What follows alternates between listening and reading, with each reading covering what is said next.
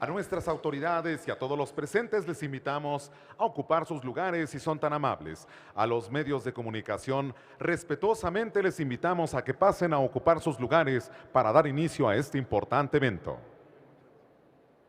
Damas y caballeros, señoras y señores, muy buenos días tengan todos ustedes. Les queremos dar la más cordial bienvenida a este Foro de Consulta Nacional para la revisión del modelo educativo. A continuación presentamos a las autoridades que integran el Presidium de Honor y acompañan al Gobernador Constitucional del Estado de Puebla. Damos la bienvenida a la ciudadana Alba Martínez Olive, subsecretaria de Educación Básica del Gobierno Federal. Sea usted bienvenida. También nos acompaña el día de hoy en este Presidium el ciudadano Jorge Cruz Bermúdez, secretario de Educación Pública en el Estado de Puebla.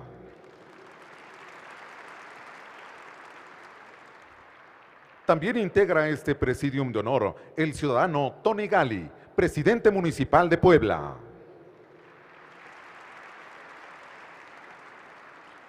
Nos acompaña el día de hoy el ciudadano José Guillermo Rangel Lozano, secretario de Educación Pública del Estado de Colima. Sea usted bienvenido a Puebla. También queremos agradecer la presencia del ciudadano Jesús Sierra Arias, secretario de Educación Pública del Estado de Michoacán. Nos acompaña el día de hoy la ciudadana Silvia Romero Suárez, secretaria de Educación Pública del Estado de Guerrero. Gracias por acompañarnos. Y también queremos dar la bienvenida al ciudadano Joel Guerrero Juárez, secretario de Educación Pública del Estado de Hidalgo.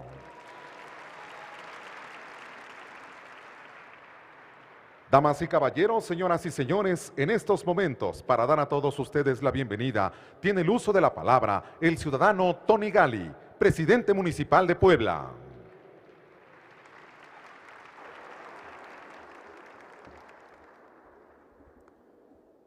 Muy buenos días a todos, señor gobernador Rafael Moreno Valle Rosas, Alba Martínez Olive, subsecretaria de Educación Básica Federal, Jorge Cruz Bermúdez, secretario de Educación Pública del Estado de Puebla, José Guillermo Rangel Lozano, secretario de Educación Pública del Estado de Colima, Jesús Sierra Arias, secretario de Educación Pública del Estado de Michoacán, Silvia Romero Suárez, secretaria de Educación Pública del Estado de Guerrero, Joel Guerrero Juárez, secretario de Educación Pública del Estado de Hidalgo. Muy buenos días a todos, muy buenos días maestros que nos acompañan. Como presidente municipal, les doy la más feliz bienvenida a esta histórica y grandiosa ciudad de Los Ángeles, como ya lo habíamos comentado con la subsecretaria hace un momento. A nuestros amigos maestros de Colima, Guerrero, Hidalgo, México, Michoacán, y también a nuestra Puebla querida, mis mejores deseos. Estoy muy contento de que Puebla sea la sede oficial de este Foro Regional de Consulta de Modelo Educativo. Deseo sinceramente que el objetivo de este foro se cumpla satisfactoriamente y que además se convierta en un espacio de análisis y reflexión abierto y plural. Para los mexicanos es prioritario en el contexto actual tener un modelo de educación de calidad.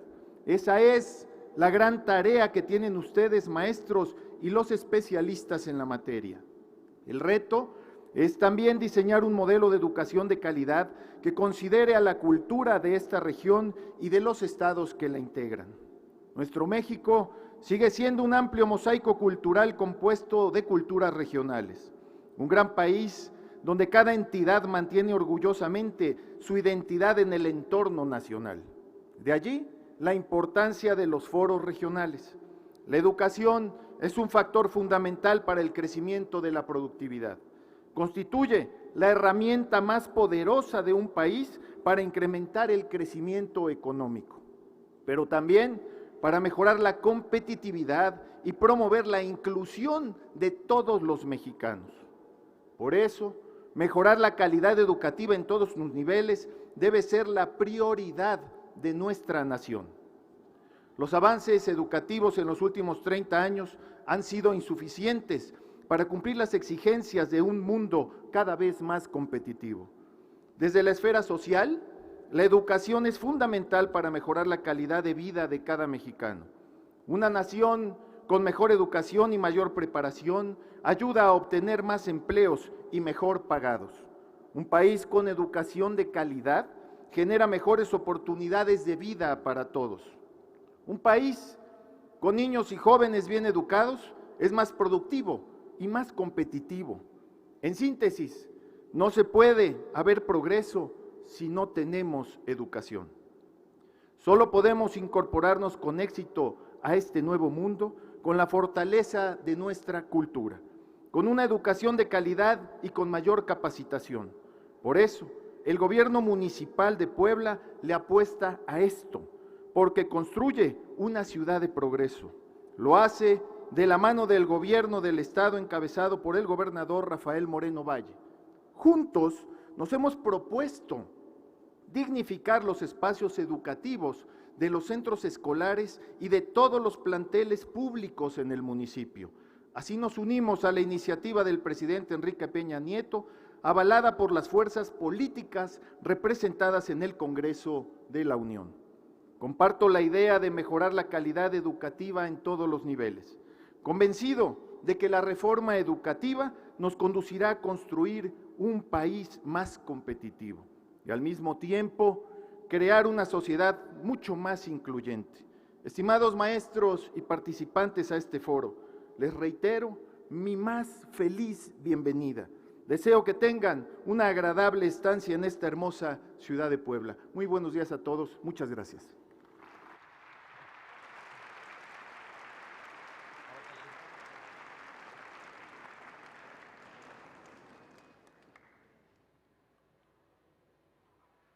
Les invitamos a tomar asientos si son tan amables. Damas y caballeros, señoras y señores, en estos momentos les pedimos su atención para escuchar el mensaje del ciudadano Rafael Moreno Valle, gobernador constitucional del Estado de Puebla.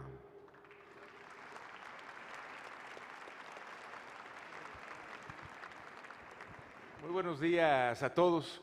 Es un privilegio para mí darles la bienvenida a la Puebla milenaria, donde los cholultecas construyeron la pirámide con la base más grande del mundo, a la Puebla colonial, que fue la segunda ciudad más importante de la Nueva España, a la Puebla donde se instaló la primera fábrica textil de América Latina, la Constancia Mexicana, a la Puebla de Zaragoza, donde en este mismo lugar, hace 151 años, el Ejército de Oriente logró vencer al que entonces era considerado el ejército más poderoso del mundo, el ejército francés.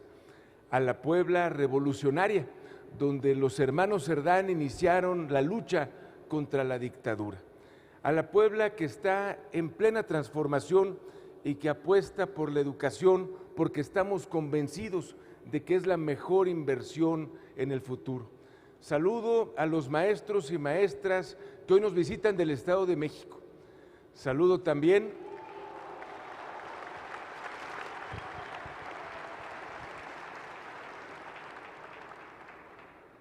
a la secretaria de Educación Pública de Guerrero y a los maestros y maestras de nuestro vecino estado de Guerrero. Bienvenidos, bienvenidos a Puebla. Asimismo, al señor secretario de Educación Pública de Colima y a los maestros y maestras de Colima que hoy nos acompañan. Al secretario de Educación Pública de Hidalgo y a los maestros y maestras de Hidalgo que hoy nos honran con su presencia. Al secretario de Educación Pública de Michoacán y a los maestros y maestras que hoy nos dan el privilegio de acompañarnos en este significativo evento y, por supuesto,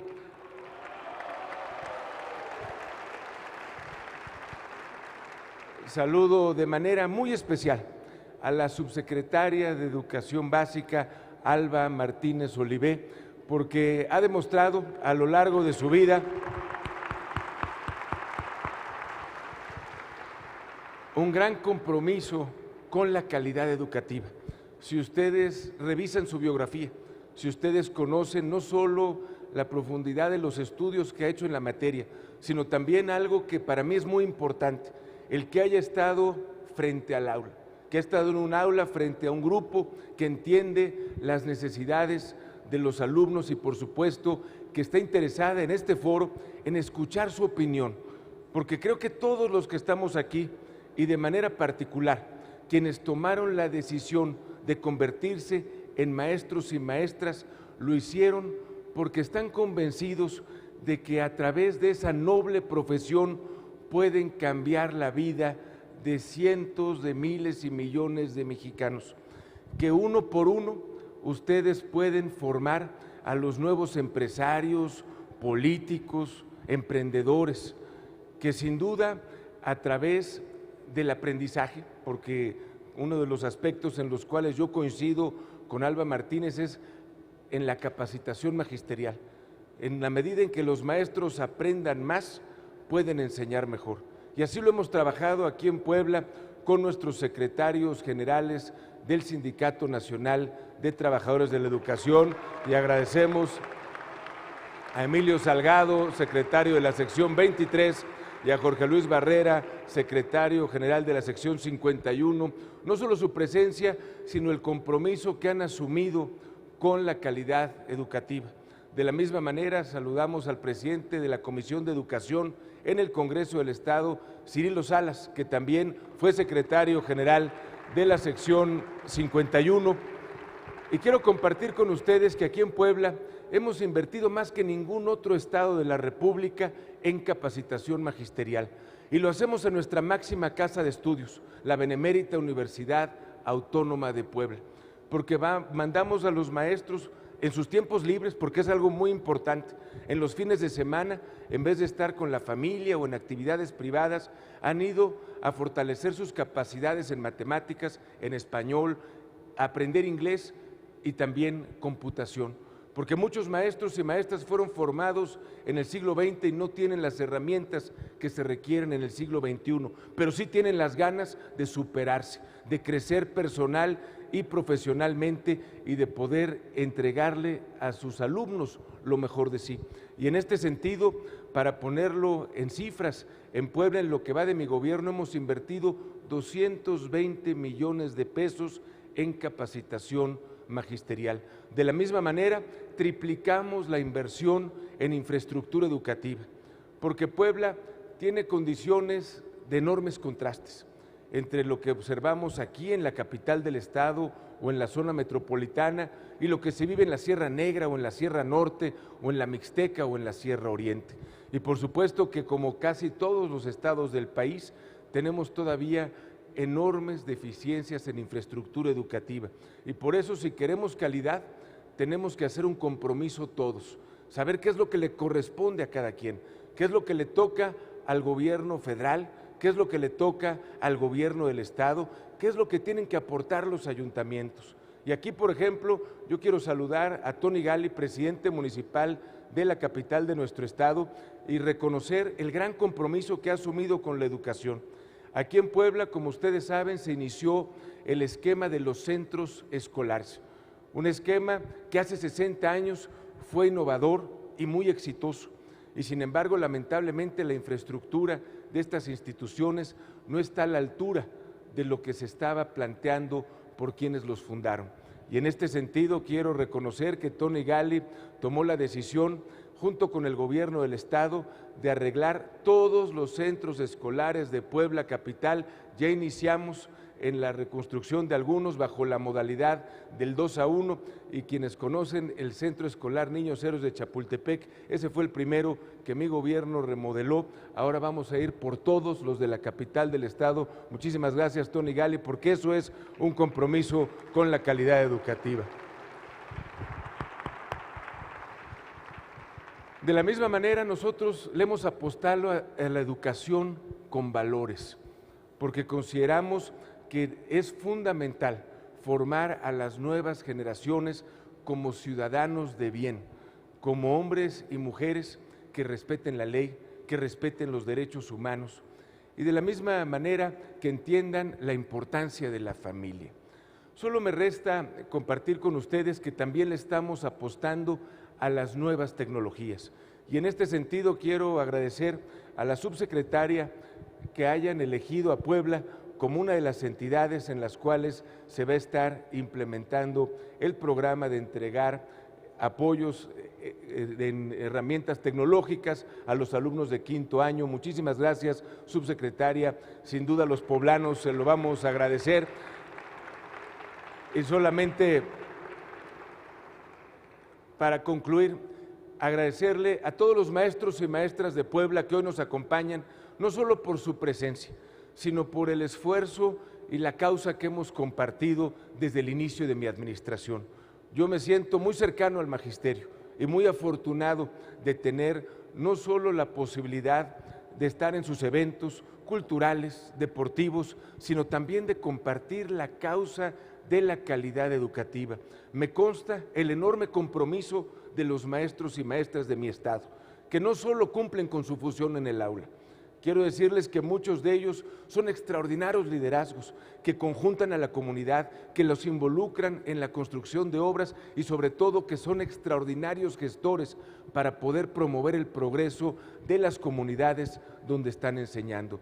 Por eso, hoy les reitero a los maestros de Puebla y a los maestros de otras entidades que nos visitan mi absoluto respeto y, por supuesto, el apoyo incondicional de mi gobierno para seguir trabajando hombro con ustedes y construyendo un Estado más justo, más equitativo y con oportunidades para todos. Muchas gracias.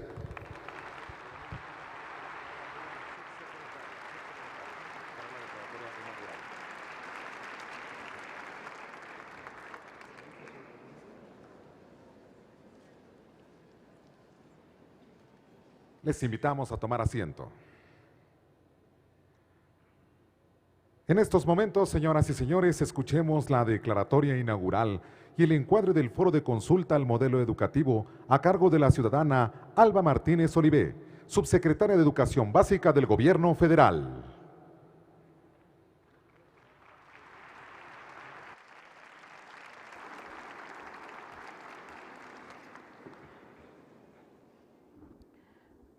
Muy buenos días.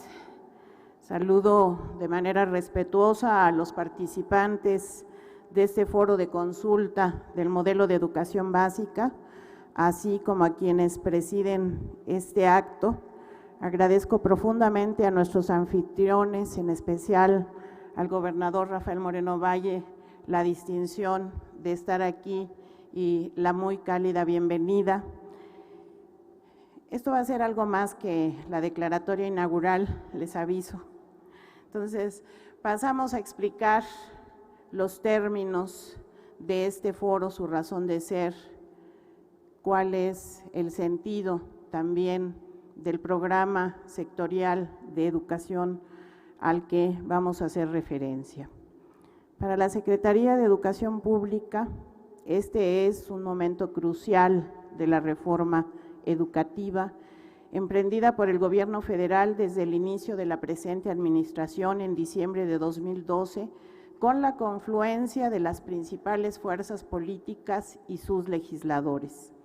La consulta pública que hoy comienza se realiza en cumplimiento del artículo 12º transitorio del decreto por el que se reforman, adicionan y derogan diversas disposiciones de la Ley General de Educación y del artículo 22º transitorio del decreto por el que se expide la Ley General del Servicio Profesional Docente, publicados ambos en el Diario Oficial de la Federación el 11 de septiembre de 2013.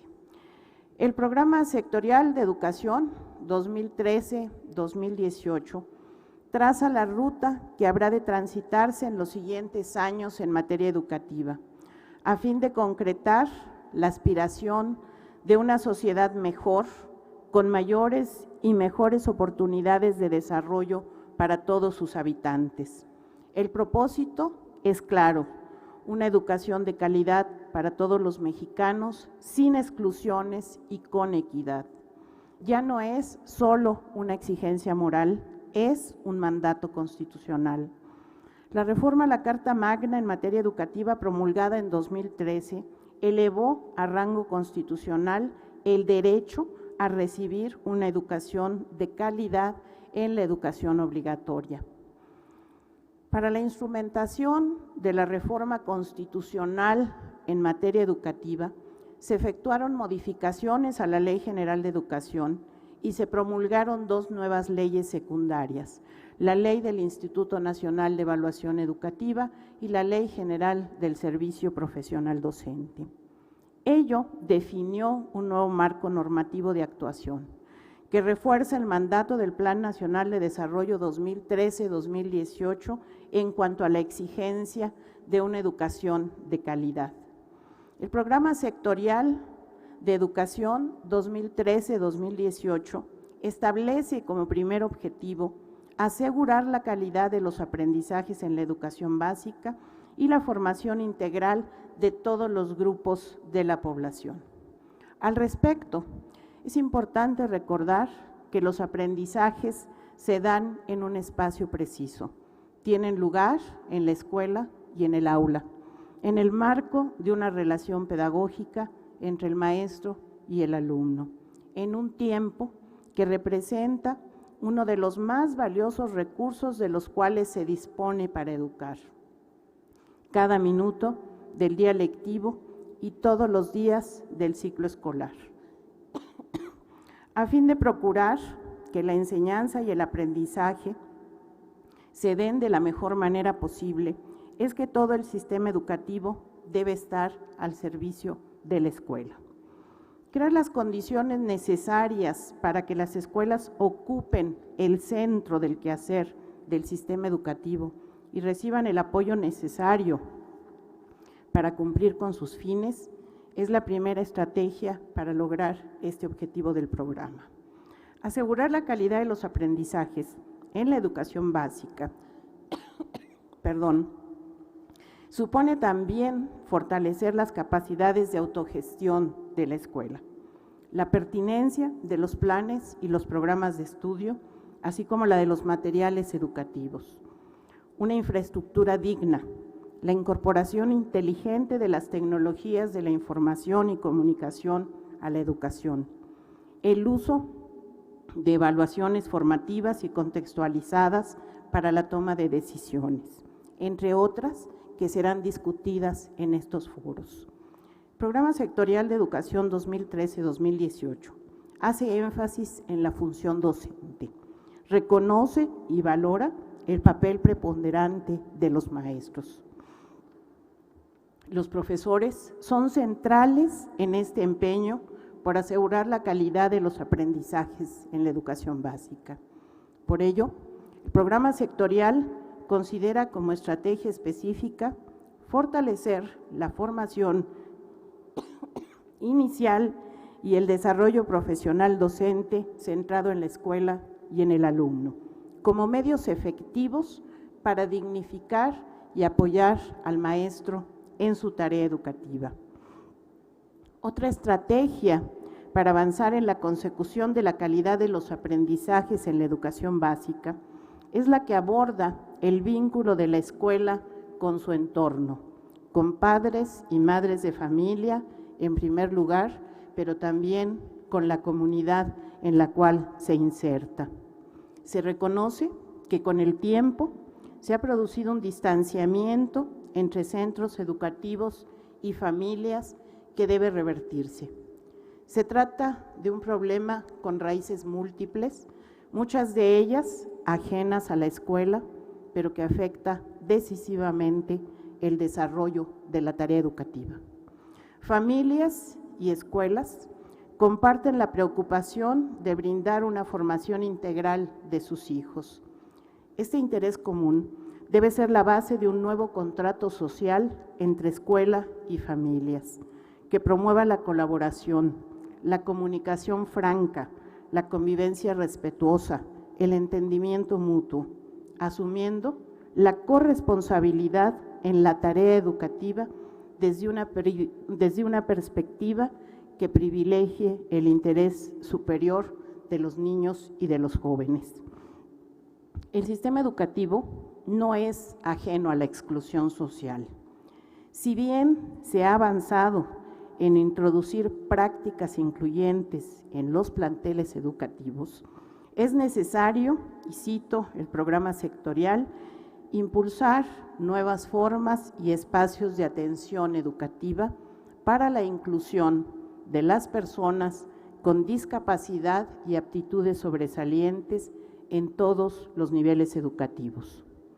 Favorecer la inclusión implica actualizar el marco regulatorio, alentar nuevos modelos y prácticas escolares, desarrollar estrategias metodológicas y materiales apropiados para la atención de los diversos tipos de discapacidad, capacitar y apoyar técnica y pedagógicamente a los docentes, directivos y supervisores para favorecer la inclusión educativa en la escuela regular, adecuar la infraestructura, otorgar apoyos especiales y particularmente promover una convivencia en la que se aprecie la diversidad como riqueza educativa y social.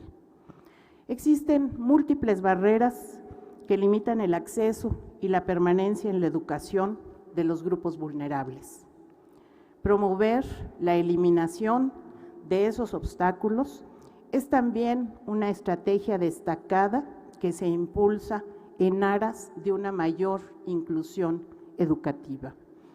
Para ello, es necesario, en primer término, mejorar los mecanismos para identificar los grupos de población excluidos y los factores que propician su exclusión, a fin de desarrollar acciones efectivas y pertinentes para combatirla. Entre estos grupos destacan los niños y niñas de familias migrantes, las poblaciones indígenas y afrodescendientes, así como los que habitan en zonas de alta incidencia delictiva. Para todos ellos debe haber una atención efectiva en el sistema educativo. En un lapso tan breve como este, no es posible dar cuenta cabalmente de todo el contenido del programa sectorial de educación que orientará la tarea educativa en este sexenio. El propósito de este apunte es motivar su lectura, con la intención expresa de invitar a todos quienes se interesan en el quehacer educativo a que lo conozcan y lo enriquezcan a partir de su conocimiento y experiencia. Estamos seguros de que la educación es una de las claves fundamentales para el desarrollo de México y también la vía para asegurar un mejor futuro a cada niña, niño y joven que habita en nuestro país. Muchos de los temas abordados en el programa sectorial de educación 2013-2018 son objeto de consulta en estos foros. Específicamente, en este foro, que corresponde a la región que agrupa a Puebla, Colima, Guerrero, Hidalgo, Estado de México y Michoacán, se abordan 5 grandes temáticas que buscan responder a una pregunta general: ¿qué modelo educativo es el idóneo para que al concluir la educación básica nuestros adolescentes hayan aprendido a aprender y aprendido a convivir los grandes retos del siglo XXI? Esos 5 bloques temáticos son los siguientes. 1. El reto de educar a los mexicanos en el siglo XXI. 2. ¿Qué es hoy lo básico indispensable? 3. ¿Cómo organizar la escuela de educación básica para que sea eficaz? 4. ¿Cómo garantizar la inclusión y la equidad en la educación básica? Y 5. El desarrollo profesional docente. Cada uno de ellos corresponde a una mesa de análisis a la cual ustedes han inscrito su participación. En la reflexión que ustedes efectuarán, establecerán aquello que, de acuerdo con su opinión, es menester transformar porque ha quedado obsoleto y traba el avance educativo, pero también definirán aquello que es preciso mantener y potenciar porque constituye un valor de nuestra educación. de los trabajos que se realicen aquí y en los foros regionales adicionales, más en los 3 de carácter nacional que tendrán lugar en junio, emergerán las bases para la constitución de un modelo educativo que permita hacer realidad el derecho a una educación de calidad para todos los mexicanos. Pasamos ahora a hacer la declaratoria inaugural de este foro. Siendo las 10:30 del día 13 de marzo de 2014, declaro oficialmente inaugurado el Foro de Consulta Regional para la Revisión del Modelo Educativo, esperando que los conocimientos derivados de estas exposiciones y mesas de trabajo sean en beneficio de la educación básica de la región y del país. El mejor de los éxitos, enhorabuena.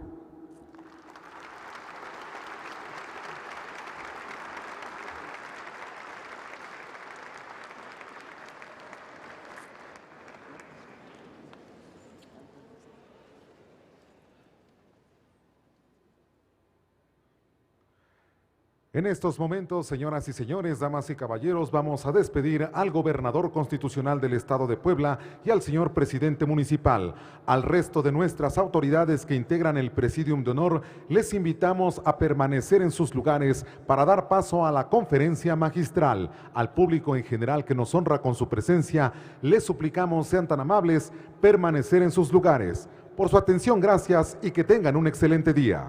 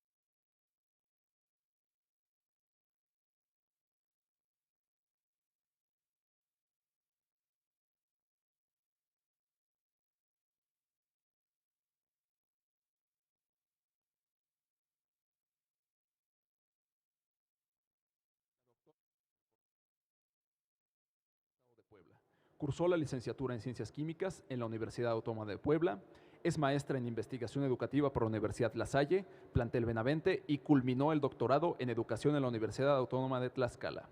Desde su incorporación al Sistema Educativo Nacional en 1992, ha estado adscrita a la telesecundaria Tetzitlin, en el municipio de Cuetzalan, donde se ha desempeñado como docente y directora. Actualmente se desempeña también como asesora de tesis en la Universidad de La Salle y en la Universidad Intercultural del Estado de Puebla. Su permanencia al frente de la misma escuela durante 21 años permitió consolidar una propuesta de intervención pedagógica con enfoque intercultural que ha mostrado su pertinencia. La telesecundaria mereció el Premio Estatal de Investigación Educativa en 1999 en la rama de propuestas de intervención pedagógica. En el 2004, la escuela obtuvo el primer lugar estatal y nacional del concurso Estrategias Didácticas para una Educación de Buena Calidad, en la rama de formación cívica y ética.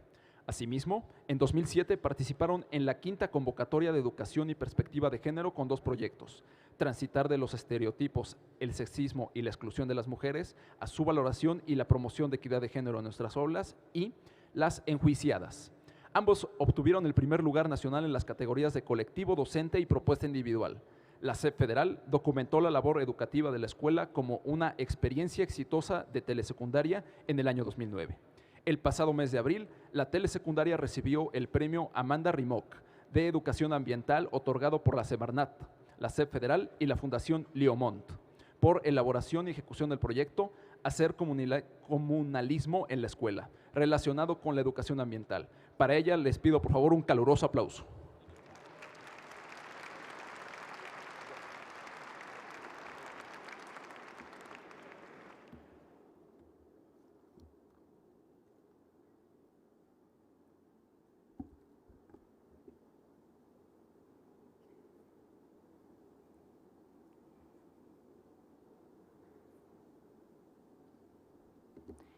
Muy buenos días, compañeros, compañeras. Muchas gracias, maestra Alba, por la invitación. De enorme valía ocupar las palabras en este foro. Muchas gracias a todos ustedes de antemano, a todas ustedes, por la paciencia que tengan para escucharme. Lo que a continuación les voy a presentar, pues está arraigado, enraizado en lo que ha sido mi experiencia personal y profesional en una telesecundaria de la Sierra Norte de Puebla, en la cual permanezco desde que ingresé al servicio docente. La presentación que voy a hacer realmente la dividí en 2 partes.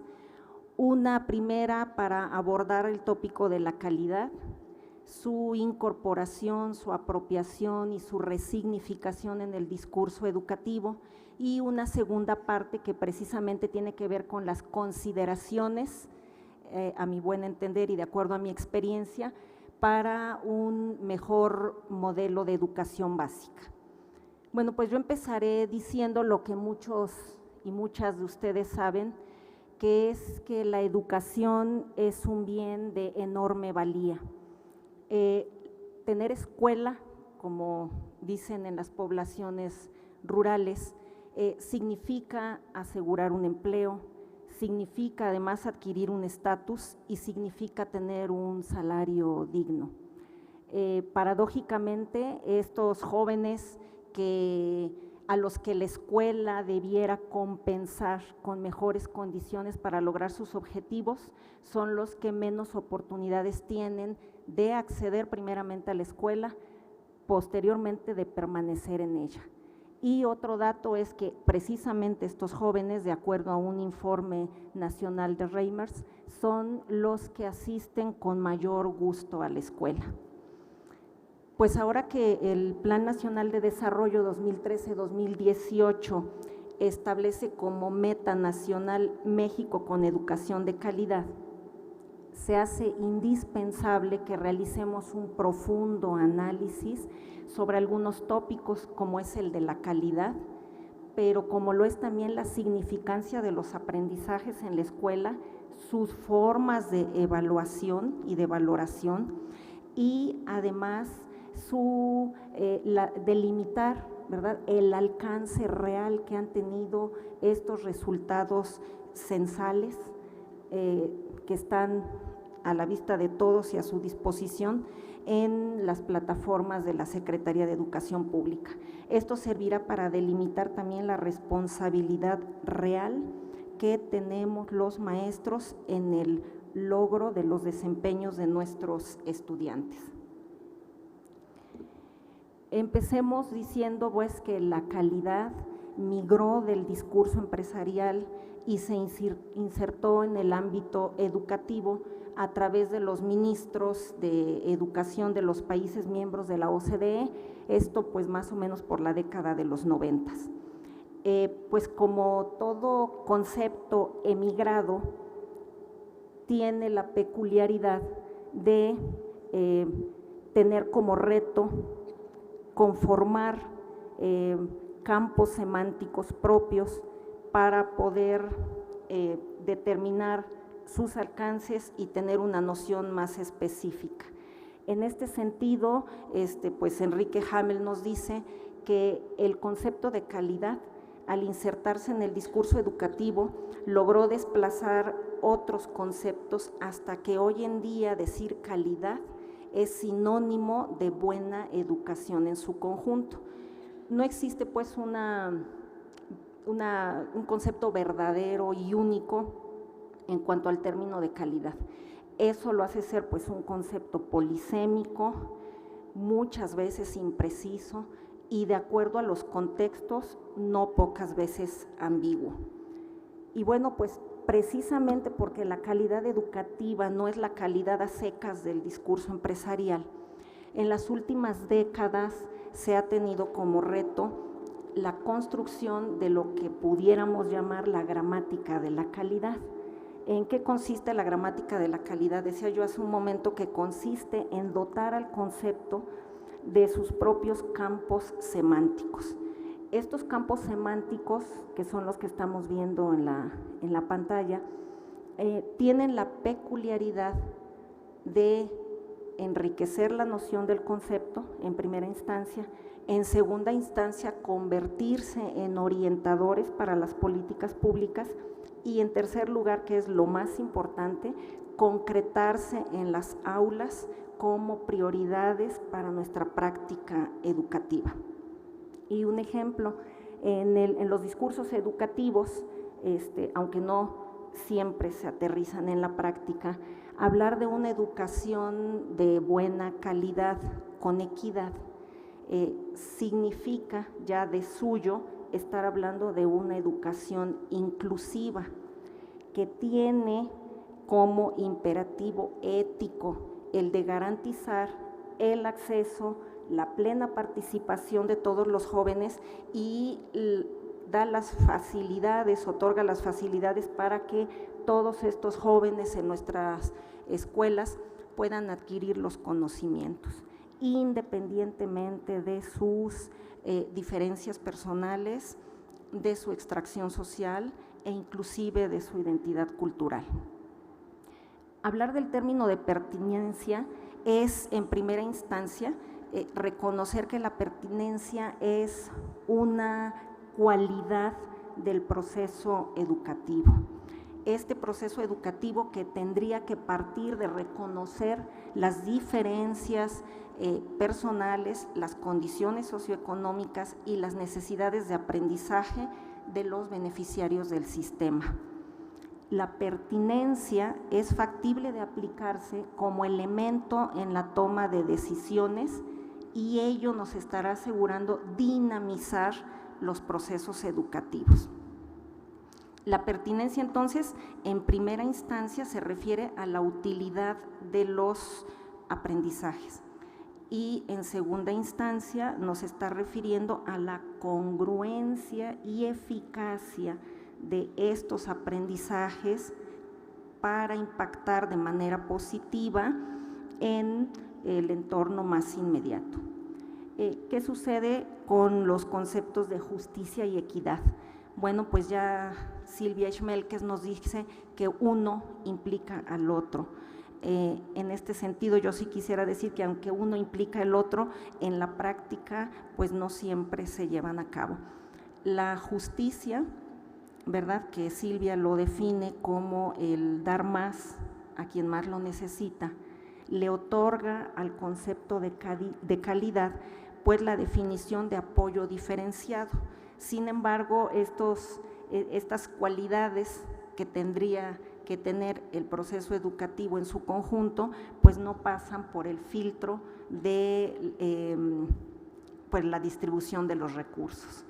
De tal manera que eso sigue abriendo más la brecha entre escuelas que lo tienen todo, entre escuelas que medianamente tienen cubiertas sus necesidades y escuelas cuya gestión de las asociaciones de padres de familia es tan enorme que cargan con las escuelas, cargan con el pupitre de los niños, compran los marcadores y además de pagar luz y agua y todo lo demás.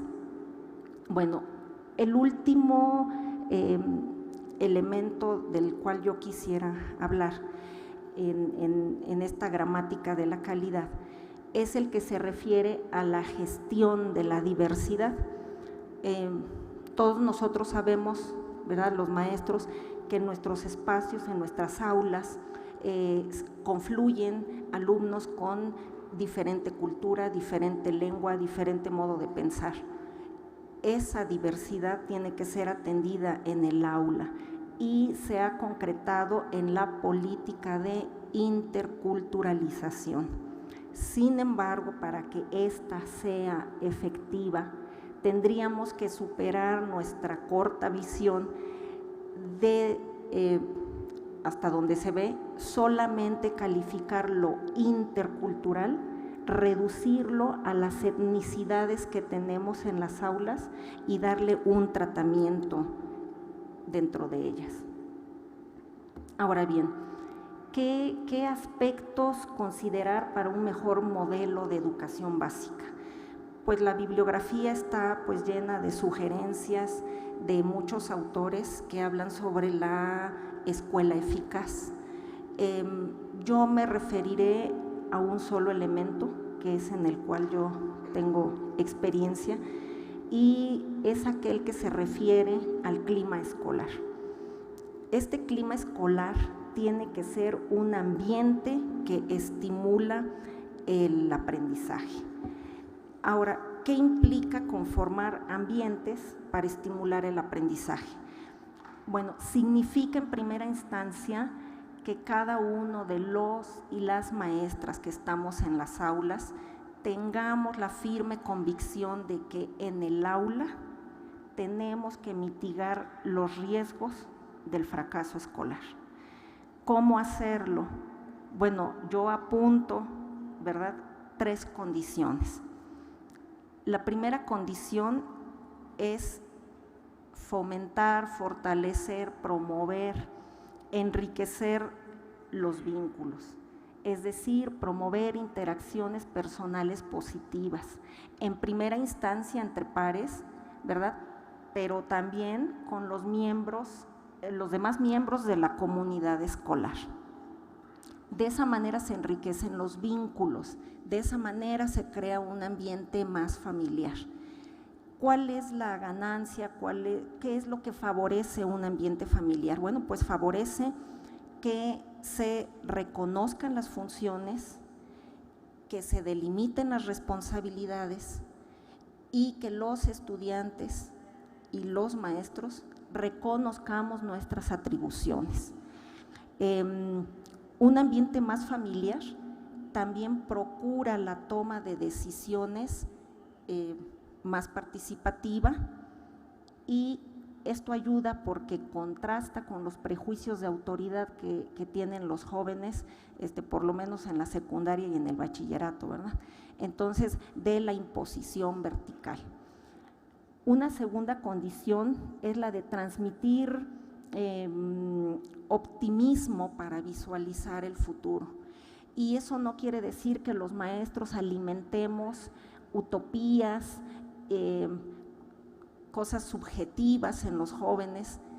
Quiere decir que de acuerdo a las necesidades y al contexto de los jóvenes, nosotros podamos decirles que existen muchos más caminos que la realización profesional. Hoy en día en las escuelas de zonas rurales e indígenas hay jóvenes excelentes líderes, solamente con el bachillerato terminado, jóvenes gerentes de cooperativas comunitarias y gestores de la comunidad que se encuentran resignificando algunas prácticas culturales, ¿verdad?, como son la inequidad que se vive hacia la mujer, cuestiones de maltrato al interior de la familia. La tercera condición tiene que ver con centrar la labor de nosotros los maestros en apuntalar las fortalezas de nuestros jóvenes, ¿verdad? Venimos de una cultura en la que desafortunadamente las escuelas que tenían menos puntaje en las pruebas censales se les etiquetaba como escuelas focalizadas, ¿verdad? Y a donde íbamos nos decían, levanten la mano los directores de las escuelas focalizadas.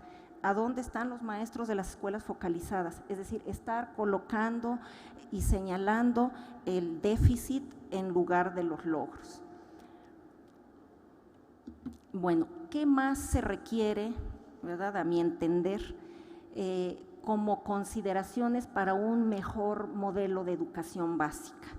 Bueno, pues fijar límites firmes y claros.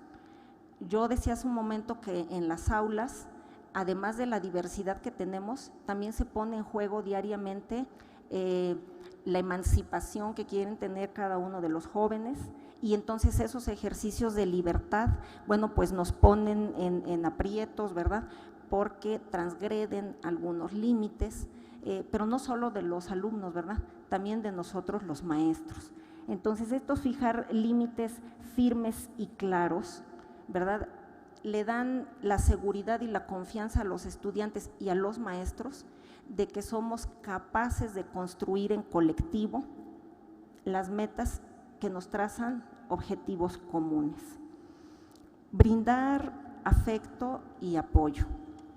Bueno, pues no es otra cosa, ¿verdad?, más que hacer visible a cada uno de nuestros alumnos, hacerles sentir que son ellos, ¿verdad?, los que complementan y los que ponen a veces la mayor parte y los que determinan su proceso educativo. Este brindar afecto y apoyo también disminuye el riesgo del fracaso escolar. La escuela es la estructura social más próxima después de la familia.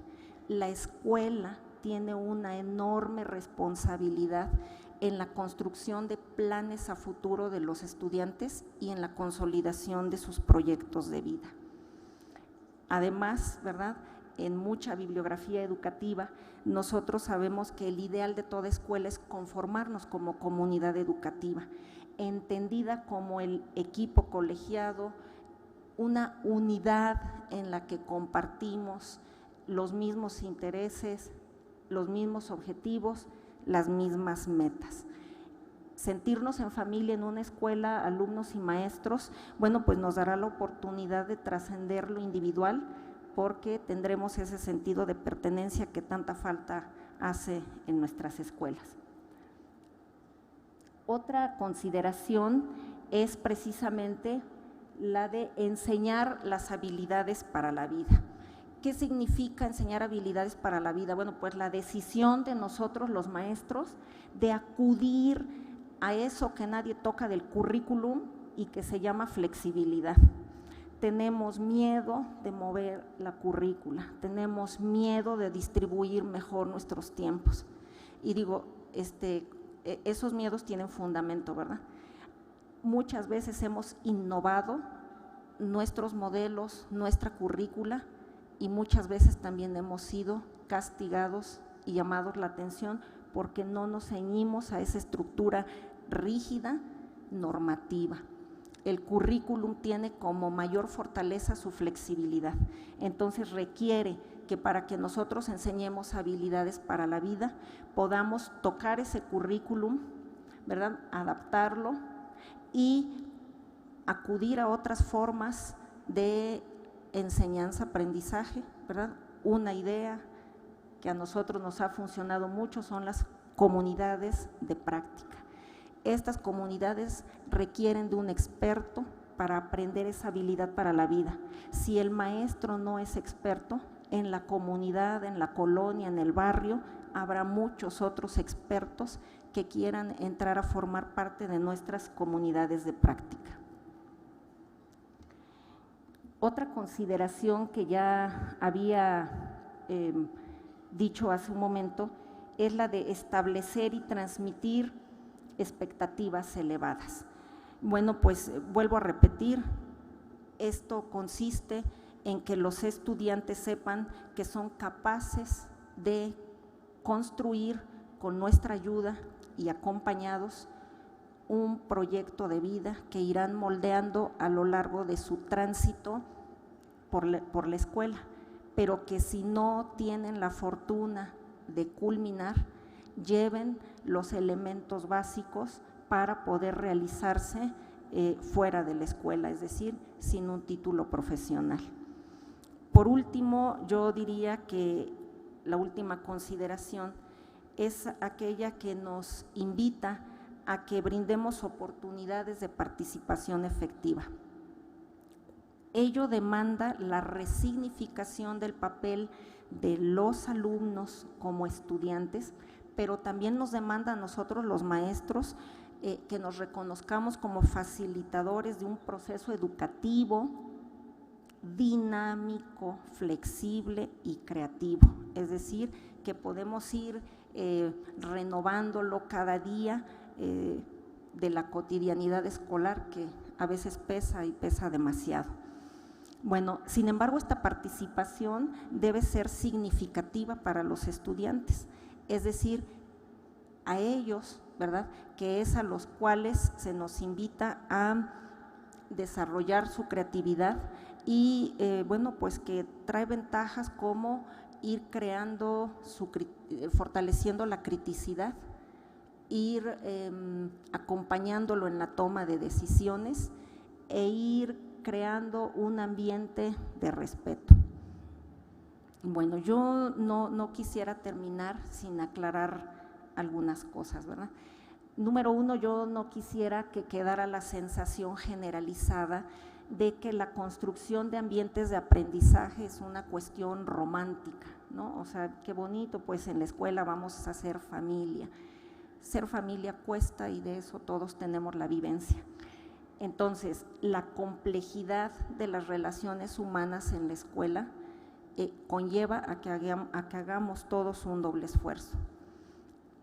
También quisiera aclarar que la construcción de un ambiente que estimule el aprendizaje no se reduce a cuestiones de la buena voluntad y la disposición de nosotros los maestros.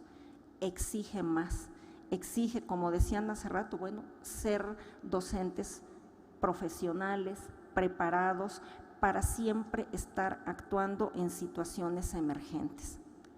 Requiere también que, como en el programa sectorial de educación lo dicta, promovamos que los consejos técnicos escolares vivan su autonomía sin el miedo y sin el riesgo de que vamos a transgredir la norma.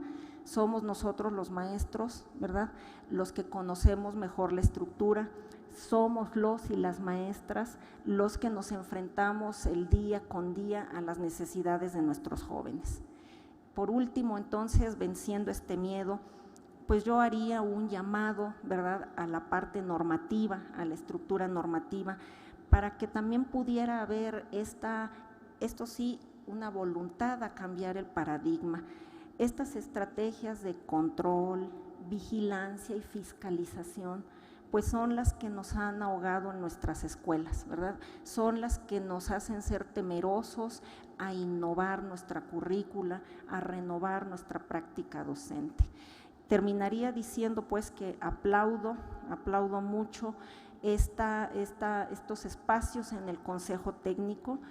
Los maestros tenemos la voz y de nosotros depende mejorar nuestros modelos de educación básica. Muchas gracias.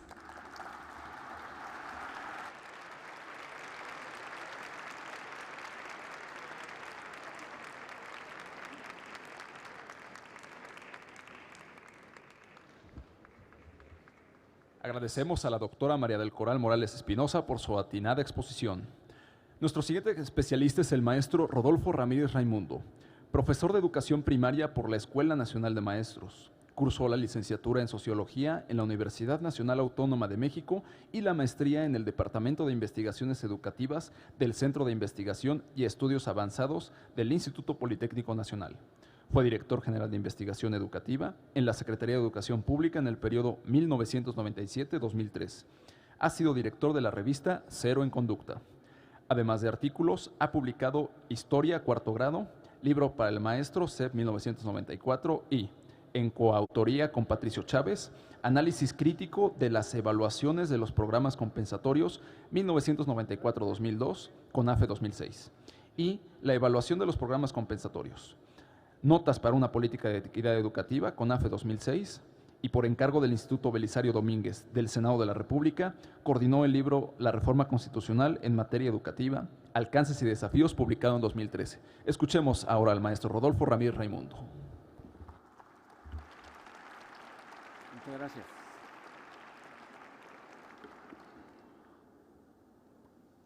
Buenos días, compañeras maestras, compañeros maestros,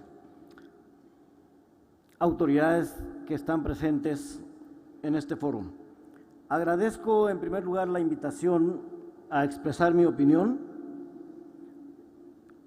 y en segundo lugar celebro que se abran espacios de participación para los protagonistas de la tarea educativa, para quienes desde el aula, no siempre con pocos niños, afrontan diariamente esa meta que se propone en los programas nacionales: mejorar la calidad de lo que aprenden las niñas y los niños mexicanos.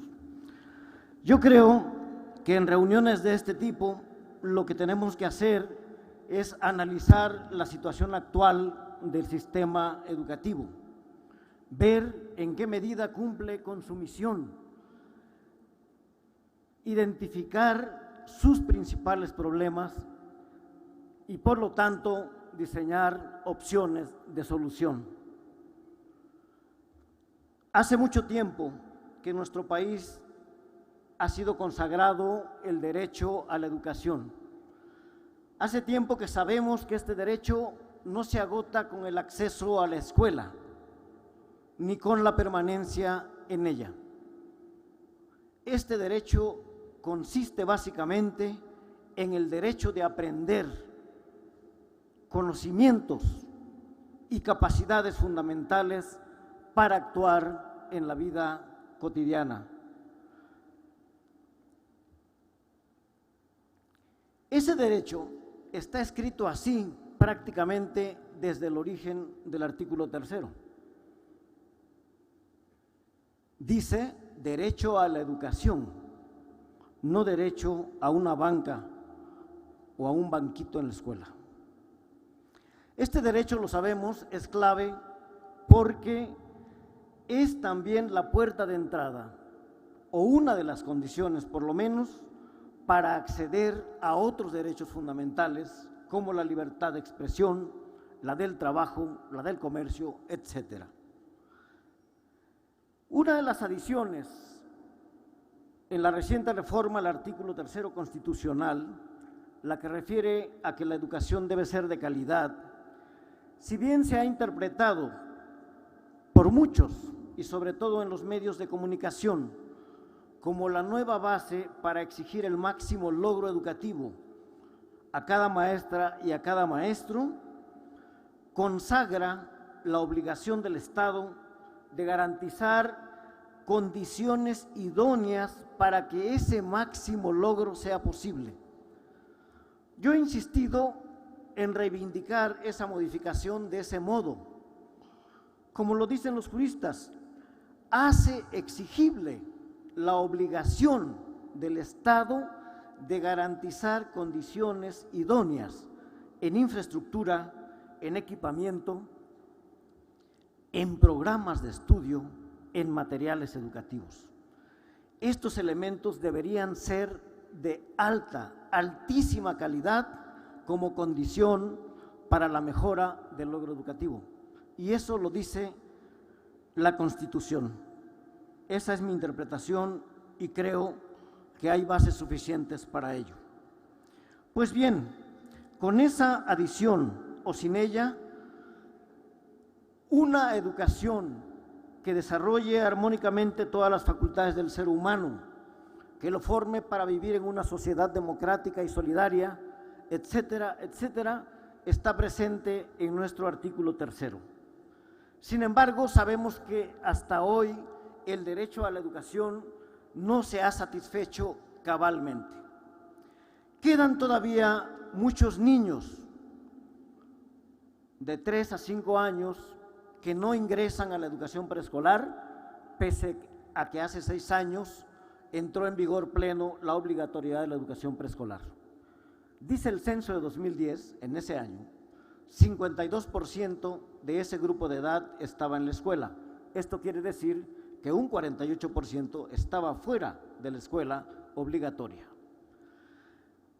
Un reto similar de gran dimensión se enfrenta en la educación media, donde el censo de 2010 nos reportaba un 67% de asistencia, lo que quiere decir que queda un altísimo porcentaje, más o por lo menos la tercera parte. No es tan fácil resolver eso, lo sabemos, pero México tiene los recursos para ello si le da la suficiente importancia a la educación.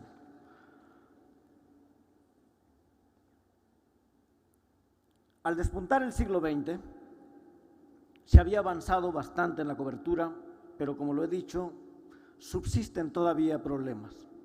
Sin embargo, una cuestión que no se ha abordado y no se ha discutido suficientemente, por lo menos en los últimos años, es que cuando se trató de satisfacer el derecho de acceder a la escuela, sobre todo en los años 70 y en los 90, se crearon modalidades educativas más pobres para la población más pobre de nuestro país. Así surgió, por ejemplo, el CONAFE junto con los cursos comunitarios. Yo celebro, y lo he celebrado de cerca, el heroico trabajo que hacen los chicos que trabajan en estas pequeñas localidades. Mi hija, por cierto, fue instructora comunitaria. No desprecio ese trabajo. Lo que digo es que el Estado no garantiza las condiciones mínimas para que haya una educación de calidad en esas pequeñas localidades. Sucede lo mismo con las modalidades, con las escuelas multigrado, con la telesecundaria y más aún con la telesecundaria unitaria. ¿Qué ha sucedido? Pues que la escolaridad se ha distribuido de manera muy desigual. Veamos cómo a principios del siglo XX, del siglo XXI, solo los sectores más ricos pudieron aprovechar mejor la expansión de la oferta. La primera lámina, por favor. ¿No hay? En fin. Yo lo tengo que hacer. Bien, ¿alcanzan a ver esa lámina? Bueno, lo explico rápidamente. Allí están registrados en romanos, a su izquierda, los deciles de ingreso de la población. El último que no tiene el dato es el decil más rico. Vean ustedes que de 84 a 2004, ese decil, el de mayor ingreso de la población, aumenta su escolaridad en más de 4 grados. Vean, en contraste, el decil más pobre, el número 1, y vean que de 84 a 2004 su escolaridad aumenta solo en 6 décimas de grado. Pueden revisar con más detalle ese tipo de datos en muchas fuentes, pero lo que implica aquí, lo que aquí se sintetiza es que la expansión del sistema fue desigual, siempre tardío para los sectores más pobres, siempre tardío para las zonas más marginadas y en condiciones más precarias. Hoy, cambiar el modelo debe significar cambiar esas modalidades precarias de atención para los sectores más pobres de la población, que no están ubicados solamente en el campo, y esa transformación se tiene que hacer bajo el principio de equidad. Significa dar más y mejores recursos, no solamente recursos materiales, sino calidad de los recursos humanos a quienes menos tienen. No es sostenible moralmente un discurso que insiste en la equidad social y la justicia mientras se mantiene intocada esta oferta precaria para la población con mayores carencias. Creo que ese es el primer gran reto que tiene esta nueva política educativa. Pero el derecho de aprender, decíamos, el derecho a la educación no se agota en el derecho a acceder a la escuela. Y teníamos una crítica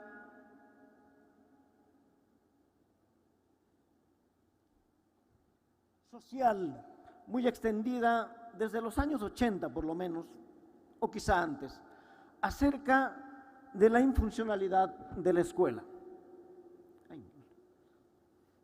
Muchas gracias al doctor Manuel Gil Antón, me da mucho gusto que sea mi ayudante en este momento.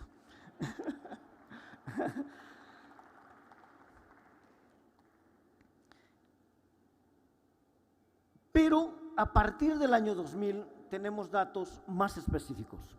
Una prueba muy respetable, como la prueba del Programa Internacional para la Evaluación de Estudiantes, que se concentra básicamente en habilidades intelectuales, nos informa que esta es la situación del aprendizaje de los estudiantes de nuestro país en 2012. Vean ustedes que en matemáticas más del 54% se halla en los resultados bajos de aprendizaje, mientras que por contrapartida tenemos a un 4% en resultados altos. En lectura, más del 40%, un poco más, se encuentra con niveles bajos de aprendizaje. Es muy importante, después de 9 años por lo menos de escolaridad, pero esa escolaridad puede llegar a 10, a 11 e inclusive a 12 grados de escolaridad. ¿Qué está sucediendo con nuestra escuela que no puede cumplir con uno de sus objetivos básicos, su objetivo fundador, que es el acceso a la lengua escrita, después de 15 años de escolaridad? Hay problemas. ¿Hemos avanzado? No, y esto es alarmante. En 2000 teníamos a 44% de nuestros niños en los niveles bajos de aprendizaje. En 2009 tenemos al 40%. Hay un práctico estancamiento. Podemos ver la siguiente. En matemáticas tenemos un avance significativo. El problema es que nuestro punto de partida era terrible.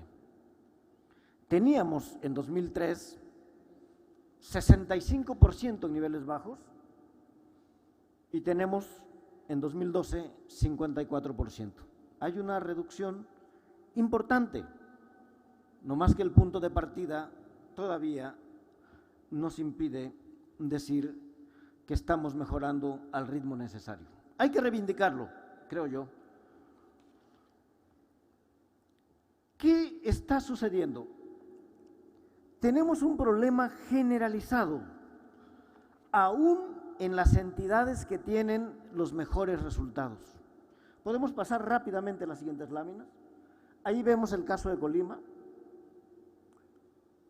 Se ve más claramente aquí, donde el porcentaje en matemáticas, por ejemplo, cerca del 50%, y en lectura cierto, un porcentaje menor.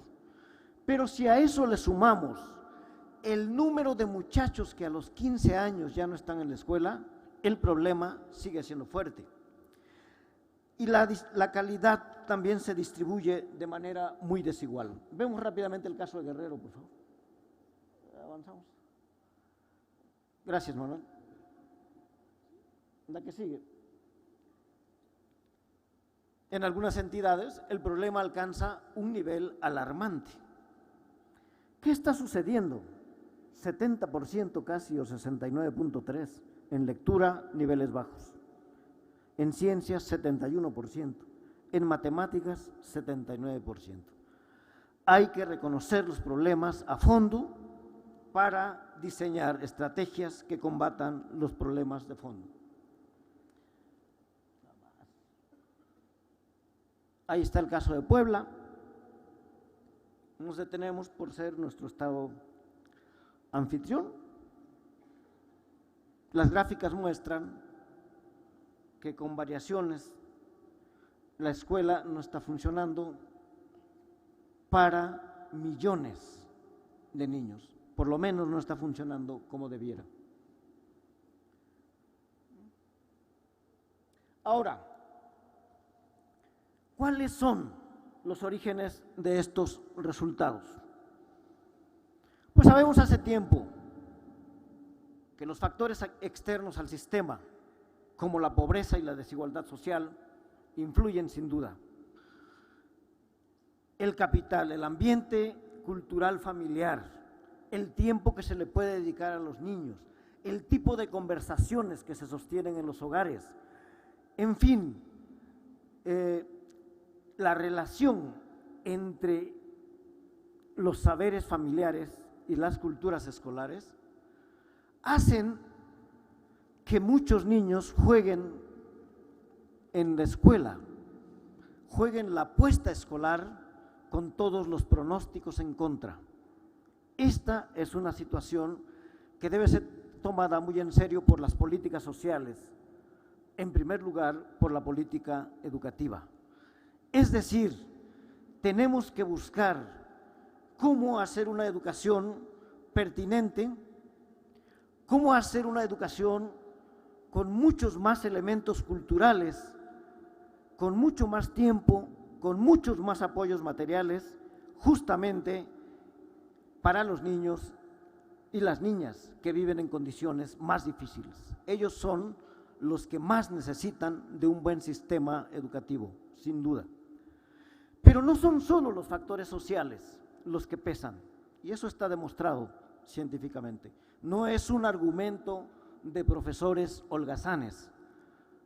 Hay una relación directa entre oportunidades culturales y ambiente familiar y posibilidades de aprendizaje.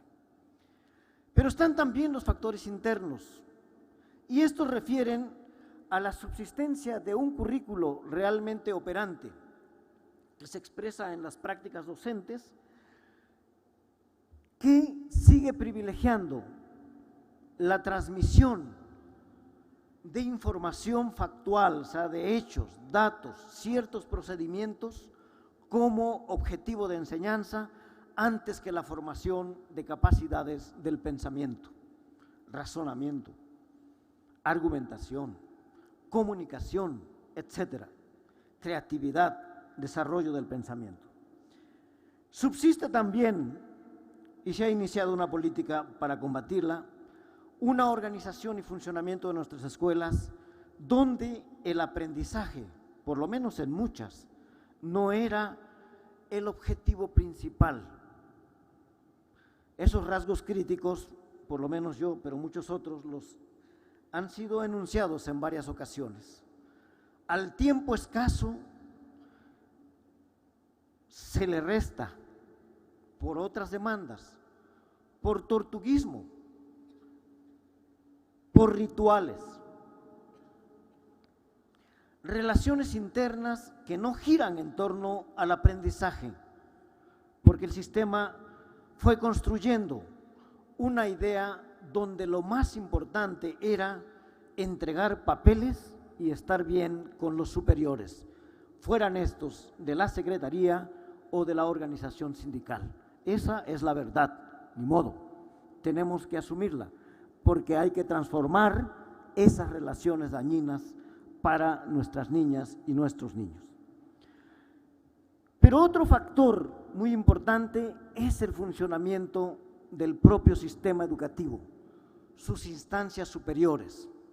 Aquí se le da prioridad en el trabajo diario de las autoridades.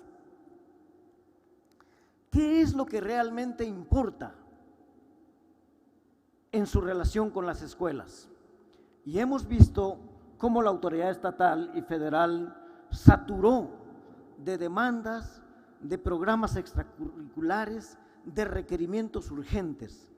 Se constituyó en la principal distractora de la labor docente, cuando debía ser la instancia que más apoyo canalizara al trabajo de los profesores. Eso tiene que cambiar. Y eso tiene que cambiar porque si no, tampoco podemos mejorar la calidad de la educación.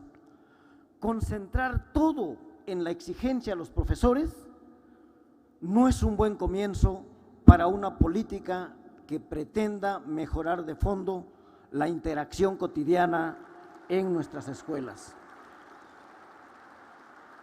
Yo creo que ese tiene que ser nuestro punto de partida, porque de otra manera podemos construir un sistema más exigente, pero en medio de la zozobra y del estrés no va a surgir la innovación pedagógica necesaria. Esa innovación requiere un ambiente de confianza, de exigencia profesional, sí, pero también de certeza jurídica, laboral, ambiente constructivo, profundamente intelectual, donde directores, supervisores, jefes superiores tengan autoridad moral y académica para encabezar el cambio y para demandar un mejor trabajo.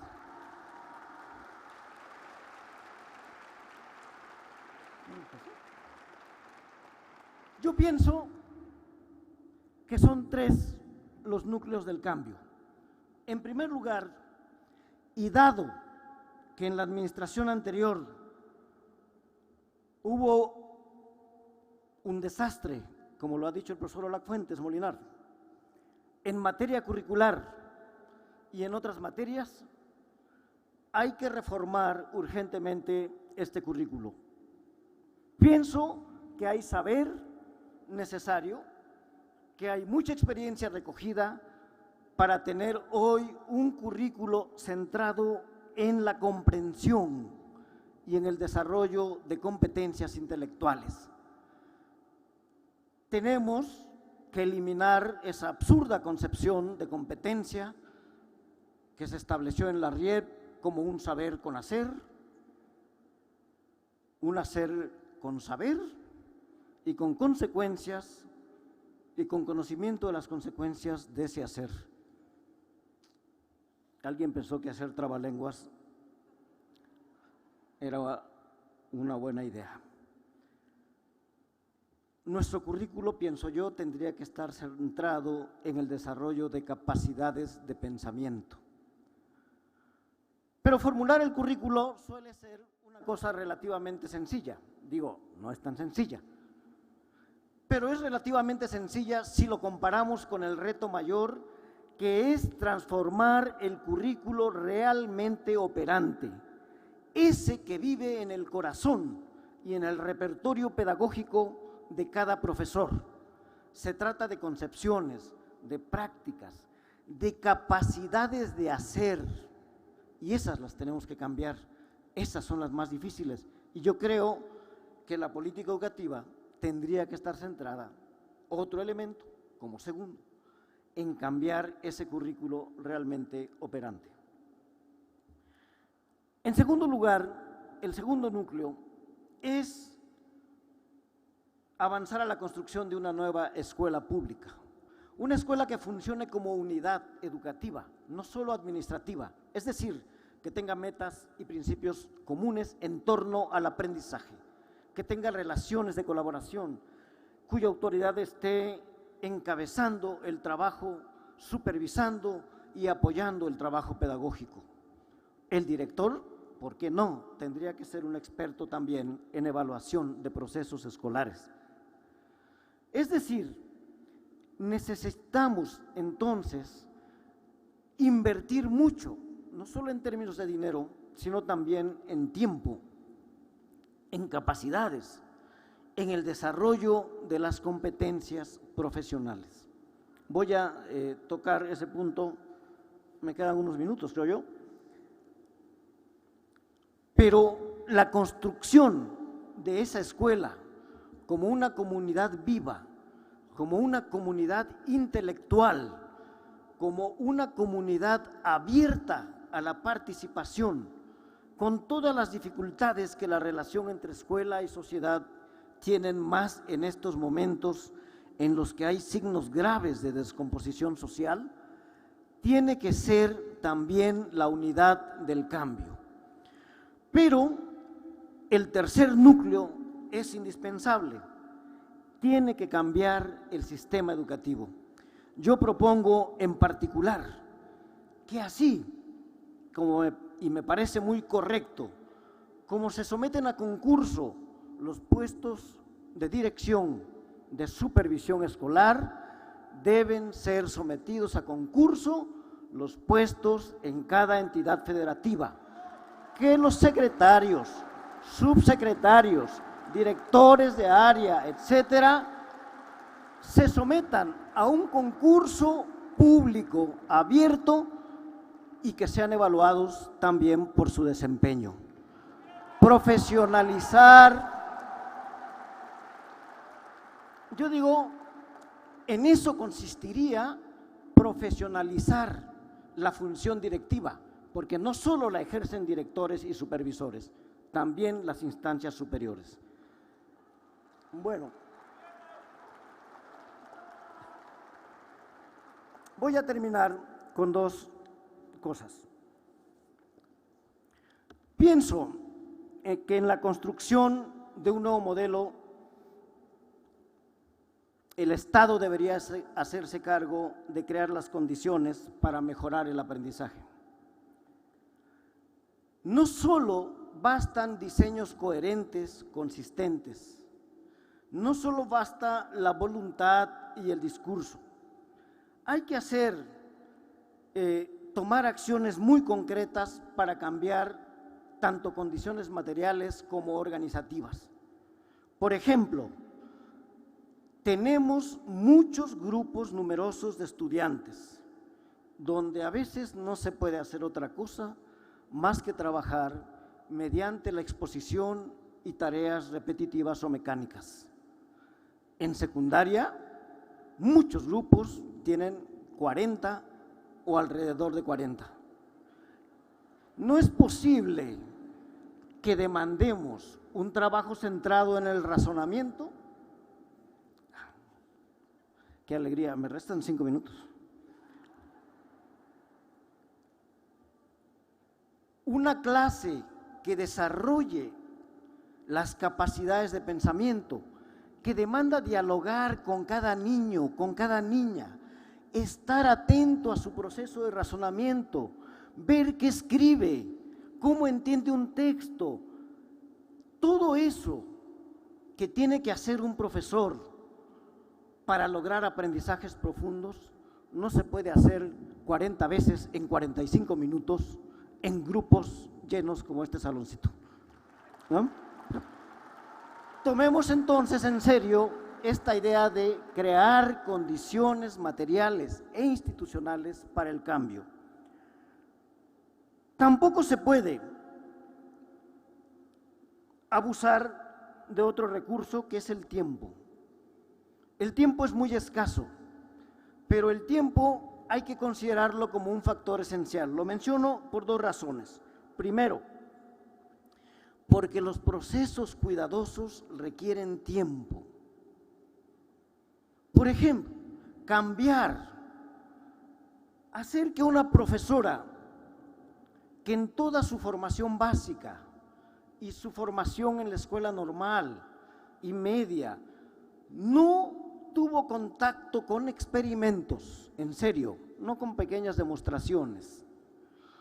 No pudo elaborar hipótesis ahí al observar fenómenos. No aprendió a preguntar. ¿Podemos pedirle de un día para otro que ahora trabaje con un enfoque constructivo? Tenemos 15 años pidiéndoles eso. Hubiera sido mejor invertir el tiempo en una formación cuidadosa, tutora, etcétera. Pero ¿qué sucede? La prisa tiene como una de sus presas al sistema educativo. Los tiempos de la política no coinciden con los tiempos del aprendizaje y hay que poner un alto en ese punto. ¿Qué quiere decir?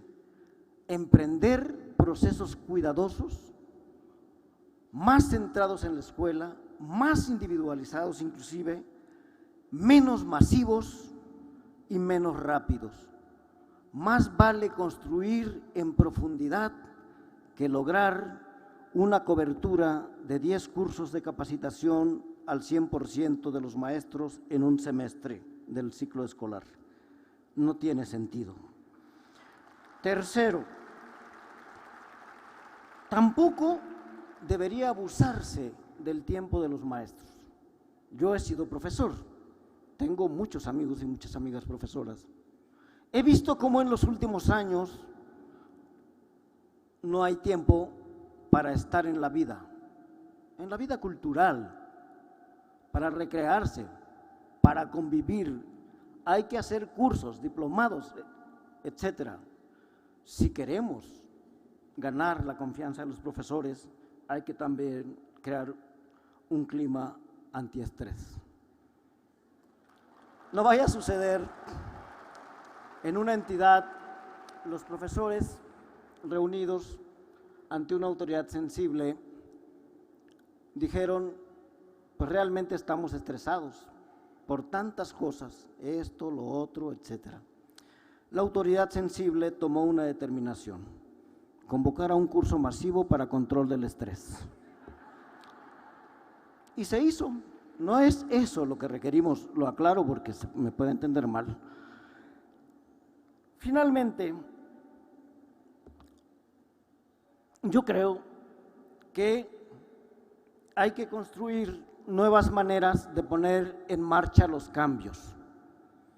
Todo por la vía de la actualización catequística, porque consiste en explicación y llamados a la moral, y no en demostraciones efectivas de cómo se puede enseñar mejor.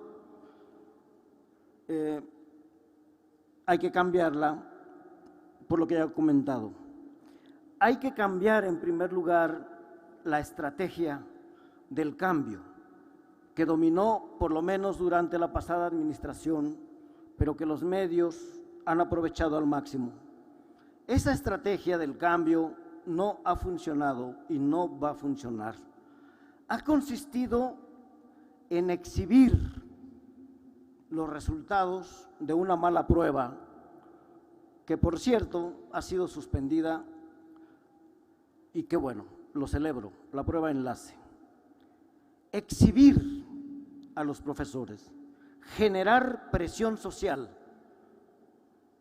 amenazar con un castigo y estimular con un premio, pocos por cierto. Se pensó que así muy rápidamente se podrían mejorar los resultados. Esa estrategia tiene que cambiar. Segundo, requerimos congruencia y consistencia en la política educativa. Pongo otra vez ese ejemplo. No se puede demandar que nuestros estudiantes mejoren en pruebas como PISA, centradas en el desarrollo, en capacidades intelectuales, en comprensión, mientras se demanda al mismo tiempo que mejoren en enlace. Ese es solo un ejemplo de la contradicción. No se puede promover un enfoque constructivo de enseñanza, o constructivista como se dice, mientras se nos enlistan cientos o miles de temas, como es el caso de la secundaria, como objeto de enseñanza. Necesitamos congruencia, consistencia en los planteamientos y consistencia en la acción. Pero a los profesores nos queda también un gran reto.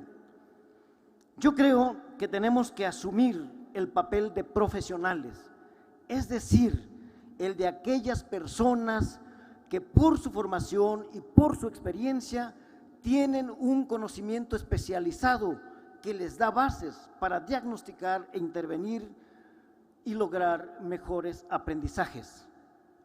Hace mucho tiempo que el corporativismo, esa doble dominación que ha sometido a los profesores, ejerció una influencia desprofesionalizante.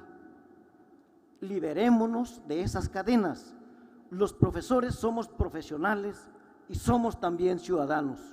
Pues les invito a aprovechar este foro para que propongan qué debe cambiar y cómo. La voz de los protagonistas es esencial. Muchas gracias.